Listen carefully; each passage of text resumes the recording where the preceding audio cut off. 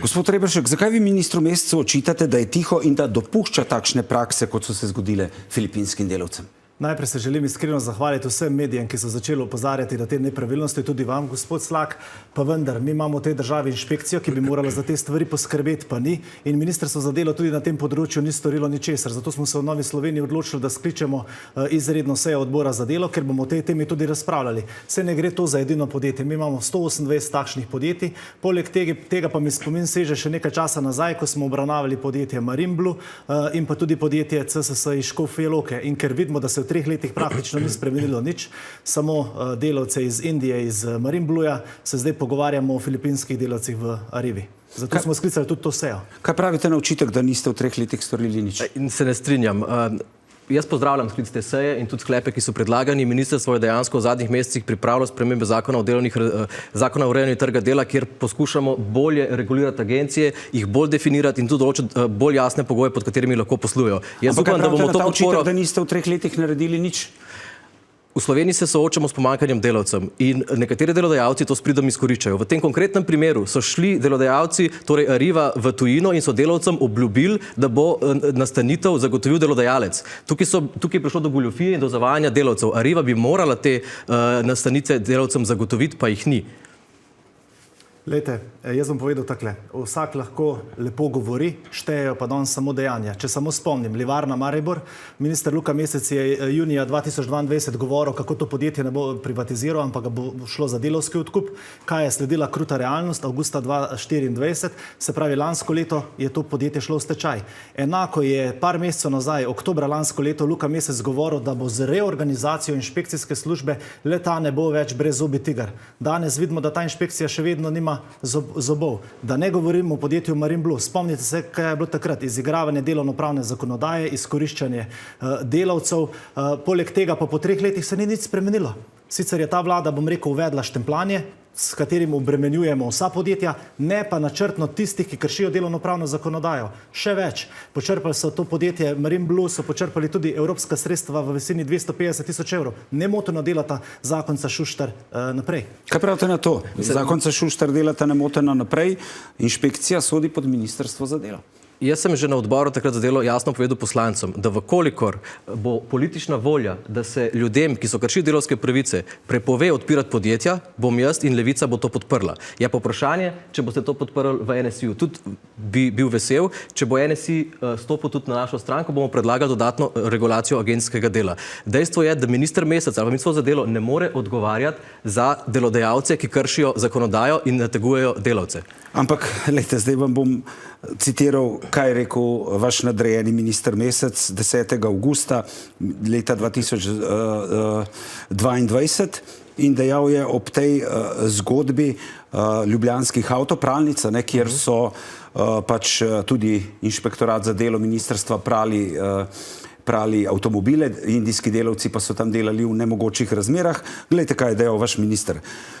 Problem je, da take zgodbe vedno zaznajo nevladne organizacije in preiskovalni novinarji.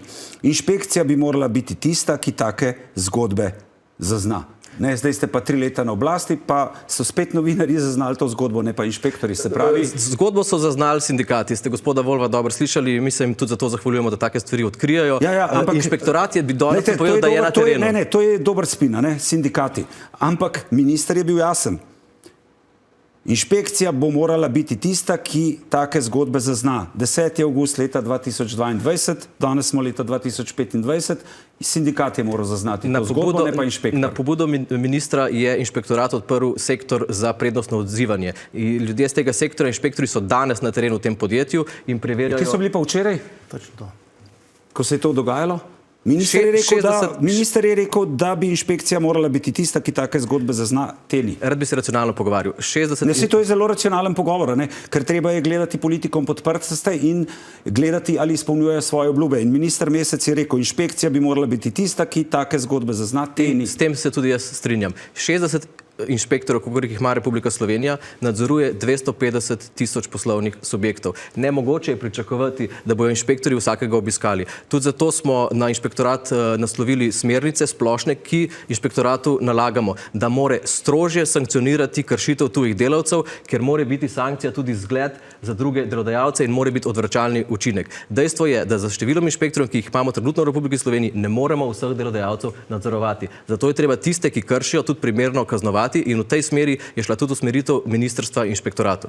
No, koliko inšpektori kršijo tiste, kaznujejo tiste, ki kršijo delovno-pravno zakonodajo, se je dobro pokazalo v podjetju Marinblu.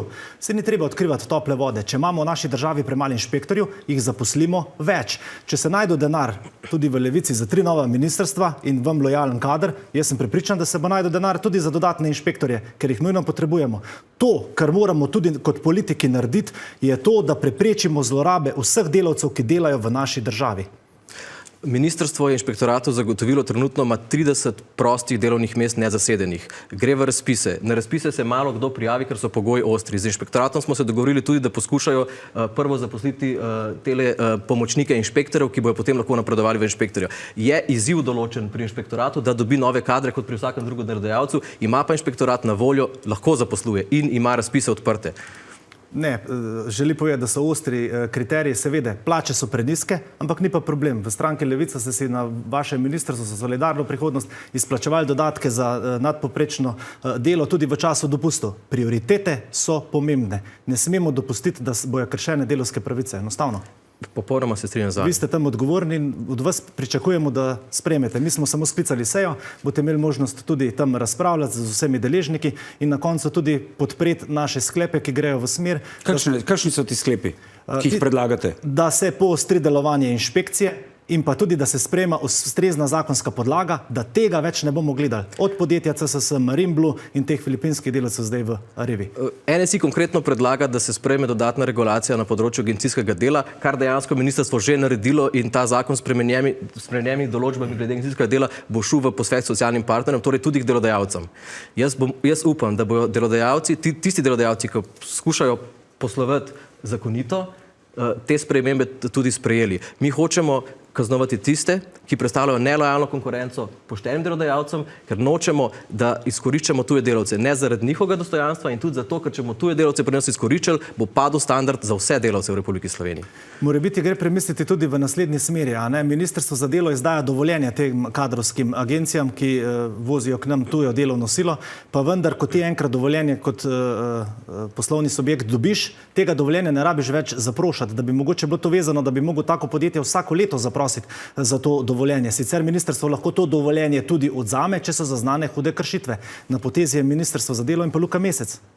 Zdaj, kar se tiče Workforcea, bo treba preveriti, kakšne kršitve so bile tukaj zaznane. V tem konkretnem primeru Workforce ni deloval kot agencija za posredovanje dela, oni so delovali kot pooblaščenec Arive, ki so pridobili kontakte od teh delavcev. Delavci so se zaposlili neposredno pri Arivi, torej tukaj je šlo za neke vrste headhunting. Tako da kršitev glede agentskega dela konkretno mislim, da v tem primeru ni bilo, je bila pa kršitev glede prelomljenih obljub. Delavci so na konzulatu v Manili v izjavah povedali, da jim je Ariva obljubila, da bo delodajalec zagotovil nastanitev. Ko so prišli v Slovenijo, delodajalec nastanitve ni zagotovil. So si jo mogli najti sami, oziroma jo je Workforce zagotovil na mesto Arive.